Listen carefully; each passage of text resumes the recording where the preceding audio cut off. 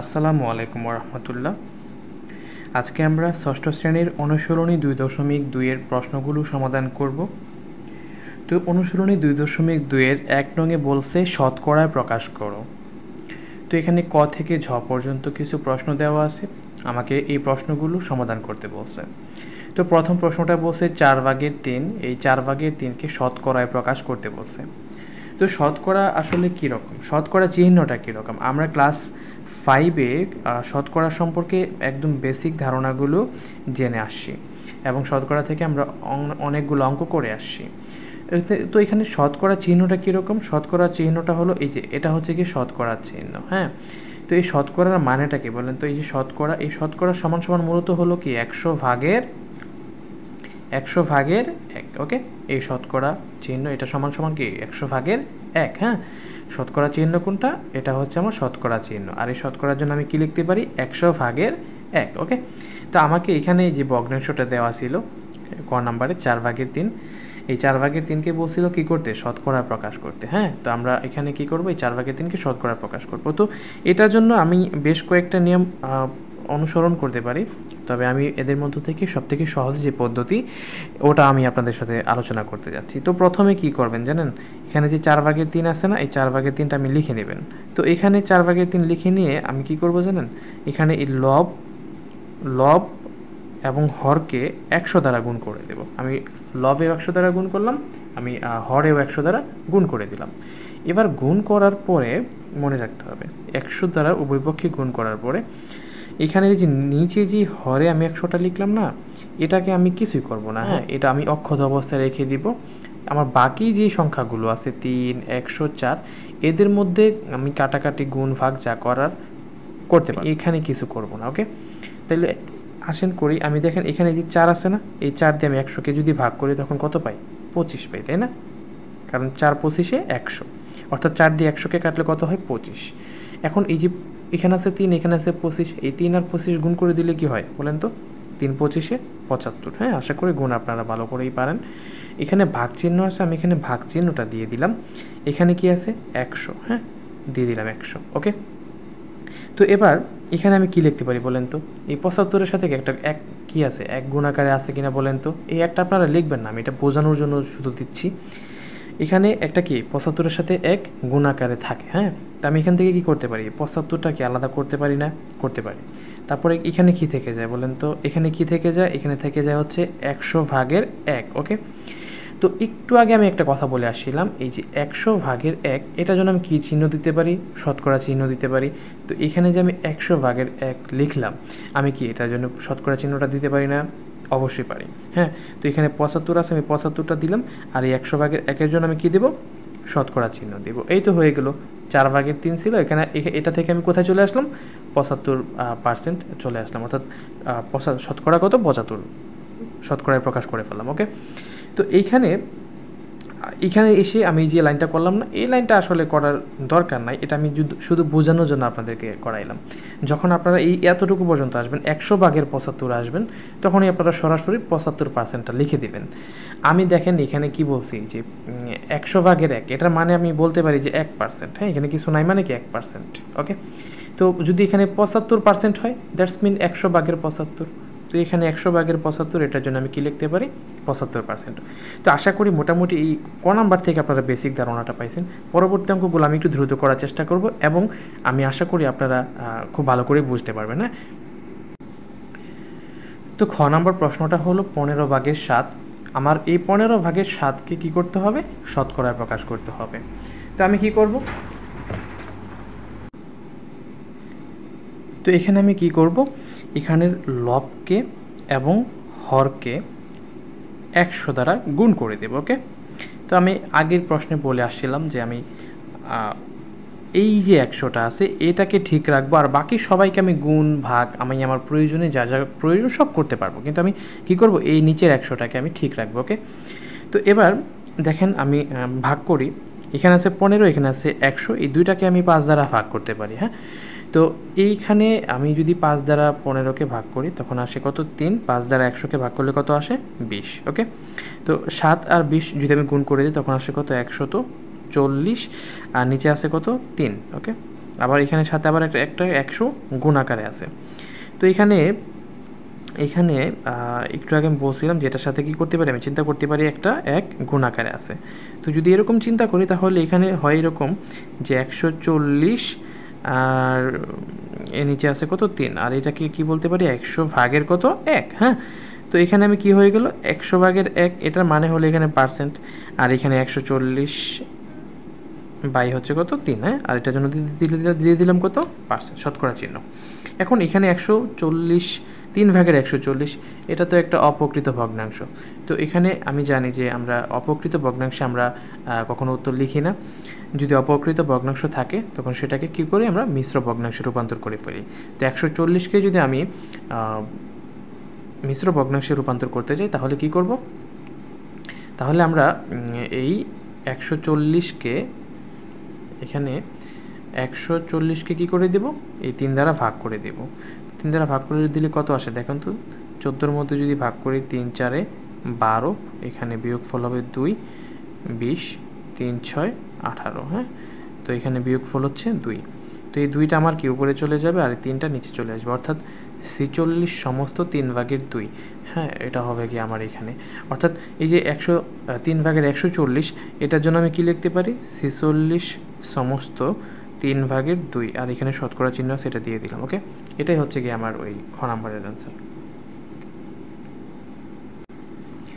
তো গ নাম্বার প্রশ্নে যে ভগ্নাংশটা দেওয়া আছে তা হলো 5 ভাগের 4। তো এই 5 ভাগের 4 এই ভগ্নাংশকে কী করব, শতকরা প্রকাশ করব। শুরুতেই আমি 5 ভাগের 4টা এখানে লিখে নিব 5 ভাগের 4। তারপরে কাজটা হলো আমার কি করতে হবে, লব এবং হরকে 100 দ্বারা গুণ করতে হবে। ওকে, তো 100 দ্বারা গুণ করলাম। এবার বরাবরের মতো আমি এই 100কে কী রাখবো, অক্ষত অবস্থায় রাখবো, আর বাকিগুলোকে কী করব, আমি গুণ ভাগ যা করার প্রয়োজন করে নেব। তো এখানে দেখেন 5 আছে, এখানে আছে 100। তো এই দুইটাকে কী করতে পারি, আমি 5 দ্বারা ভাগ করতে পারি। তো 5 দ্বারা 5কে ভাগ করলে হয় 1, 5 দ্বারা 100কে ভাগ করলে হয় কত 20। ওকে, তো এবার 1 আর 100 গুণ করলে নিচে হয় আমার 100, 4 আর 20 গুণ করলে হয় কত 80। তো 100 ভাগের 80, এটার মানে কি হবে, 100 ভাগের 80 মানে 80%। যদি না বুঝে থাকেন তাহলে ব্যাপারটা এরকম যে 80-র সাথে কি একটা 1 গুণ আকারে আছে, তাই না? তো আমি কি করতে পারি, 80টা এখান থেকে আলাদা করে 100 ভাগের কি লিখতে পারি 1 লিখতে পারি। তো 100 ভাগের 1 মানে কি শতকরা চিহ্ন, তাই না? অর্থাৎ 80%। তো 5 ভাগের 4কে কী করলাম, আমি শতকরায় প্রকাশ করে ফেললাম। ওকে, এটাই হচ্ছে কি আমার গ নাম্বারের অ্যান্সার। ঘ নাম্বার প্রশ্নে দেওয়া ছিল 2 সমস্ত 25 ভাগের 6, এটাকে শতকরা প্রকাশ করতে। তো এখানে সমস্যা নাই, এর আগেগুলো ছিল হচ্ছে কি আমার প্রকৃত ভগ্নাংশ বা অপ্রকৃত ভগ্নাংশ। এখানে অ্যাকচুয়ালি একটা মিশ্র ভগ্নাংশ দেওয়া আছে। তো মিশ্র ভগ্নাংশে যদি থাকে আমরা এটাকে ফার্স্টে অপকৃত ভগ্নাংশ করে নেব। হ্যাঁ, আমরা ক্লাস 5 এসব শিখে আসছি কী করে একটা মিশ্র ভগ্নাংশকে অপকৃত ভগ্নাংশে নিয়ে আসতে হয়। কী করতে হয়, এখানে যে 25 আছে আমরা ফার্স্টে 25 লিখব, তারপরে 25 আর 2 গুণ করে দেব। তো 25 আর যদি 2 গুণ করে দিই তখন কত আসে, 25 দুগুণে 50। ওকে, তারপরে এই 50-এর সাথে এখানে যে 6টা আছে এই 6টা আমরা যোগ করে দেব। তাহলে 6 যোগ করলে কত হয়, 50 আর 6 যোগ করলে হয় আমার কত 56। ওকে, তাহলে আমি উপরে কত লিখব 56। এবার এখানেও হইল কত 25 ভাগের 56, এটাকে কী করতে হবে, আমার শতকরায় প্রকাশ করতে হবে। হ্যাঁ, তো কী করা লাগবে শতকরা প্রকাশ করার জন্য, এখানে যেটা আছে এটাকে লব এবং হরের সাথে আমি কি করে দেব 100 গুণ করে দেব। 100 গুণ করে দেওয়ার পরে আমি এই নিচের যে 100টা আছে এটাকে আমি অক্ষুণ্ণ অবস্থায় রাখবো, আর বাকিগুলাকে আমার প্রয়োজন বা সুবিধা মতো আমি গুণ ভাগ যা করার প্রয়োজন করে নেব। তো দেখেন এখানে 25 আছে আর এখানে আছে কত 100। তো এই 25 এবং 100 এই দুইটাকে আমি ভাগ করতে পারি কী দিয়ে, 25 দিয়ে। 25 দিয়ে 25কে ভাগ করলে হয় 1, আর 25 দিয়ে 100কে ভাগ করলে হয় কত 4, 4 25-এ 100। এবার 56 এবং 4 গুণ করলে কত হয়, 56 এবং 4 গুণ করলে কত হয়, 56 গুণন 4, 4 6 24-এর 4 হাতের 2, 5 4 20, 20 আর 2 22। তাহলে উপরে হইল কত আমার 224 আর নিচে কত 100। তাইলে 100 ভাগের 224, এটার জন্য কি লিখতে পারি আমি 224%। ও নম্বর প্রশ্নে দেওয়া আছে 0.25, এটাকে শতকরায় প্রকাশ করতে। তো এখানে দশমিক আছে, কোনো সমস্যা নাই, এটাও একটা ভগ্নাংশ, দশমিক ভগ্নাংশ। এগুলো হচ্ছে সাধারণ ভগ্নাংশ ছিল, এটা হচ্ছে দশমিক ভগ্নাংশ। তো আমরা কি করব, ওই বরাবরের মতো আগে যে নিয়মটা ফলো করছি ওইটাই করবো। এখানে 0.25 আছে, আমরা যেটা করব, আমরা 0.25 এর সাথে কী করে দেবো 100 গুণ করে দেবো। এখন 100 তো আমি হুটহাট গুণ করতে পারবো না, তাই না? তো আমি নিচেও কী করবো 100 দ্বারা গুণ করে দেবো। ওকে, সরি। তো এখানে আমি 100 দ্বারা গুণ করলাম, এখানেও 100 দ্বারা গুণ করলাম। গুণ করার ফলে হইলো কি আমার 100 কাটাকাটি গেলে আবার ওই 0.25 থাকে, অর্থাৎ আমি উভয় পক্ষে 100 গুণ করতে পারি। ওকে, তো আমি কি আগের নিয়মগুলোতে কী ছিল যে এই যে নিচে যে 100 আছে এটাকে কিছু করা যাবে না। ওকে, এটা অক্ষত অবস্থায় রাখতে হবে, তো এটা আমি ঠিক রাখবো। তো কী করবো এখানে 0.25 আর 100 এই দুইটা গুণ করে দেবো। হ্যাঁ, তো এই দুইটা গুণ করে দিলে কত হয় 0.25 এবং 100 গুণ করে দিলে হবে হচ্ছে কি আপনার 25। ওকে, 25 হবে। আশা করি দশমিকের গুণগুলো আপনারা পারেন, পিছনের অধ্যায়টাতে ছিল।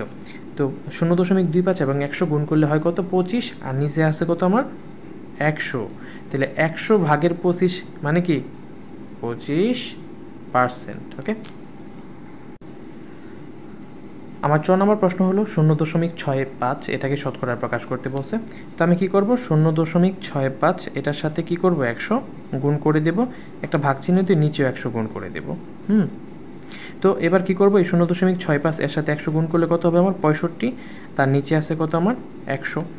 তো এখানে 100 ভাগের 65 এটার মানে হলো 65%। ওকে,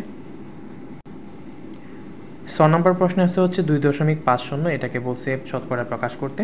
তো 2.50 আমি কি করব 2.50 এটার সাথে 100 গুণ করে দেব, আবার নিচেও কি 100 গুণ করে দেব।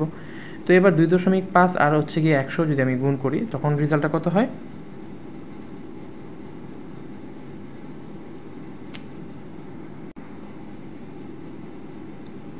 250 হবে রেজাল্ট। হ্যাঁ, 250 আর আমার নিচে আছে কত 100। 250 কীভাবে পাইলাম এই 2.50 আর 100 যদি গুণ করি তাহলে হয় কত এই 250। আশা করি গুণগুলো আপনারা পারেন, গুণগুলা শেখানো এই অধ্যায়ের কাজ না, তাই আর আমি গুণগুলা ডিটেলসে করতেছি না। হ্যাঁ, দুঃখিত এটার জন্য, আপনারা পিছনের অঙ্কগুলো দেখে নেবেন। তো 250 আর নিচে আছে কত 100। তো 100 ভাগের কত হইলো আমার 250। তো এটা আমি কি লিখতে পারি 250%। ওকে, বর্গীয় যাতে আছে 3:10, 3:10। বর্গীয় যতে আছে 3:10। তো 3:10, আচ্ছা আপনারা নিশ্চয়ই জানেন যে অনুপাত মানেই হলো ভগ্নাংশ। আপনারা যারা ক্লাস 6-এ পড়েন এটা কিন্তু মনে রাখা খুবই জরুরি। অনুপাত মানেই কি ভগ্নাংশ। তো 3:10 এটা মানে কি একটা ভগ্নাংশ, দ্যাটস মিন 10 ভাগের কি 3।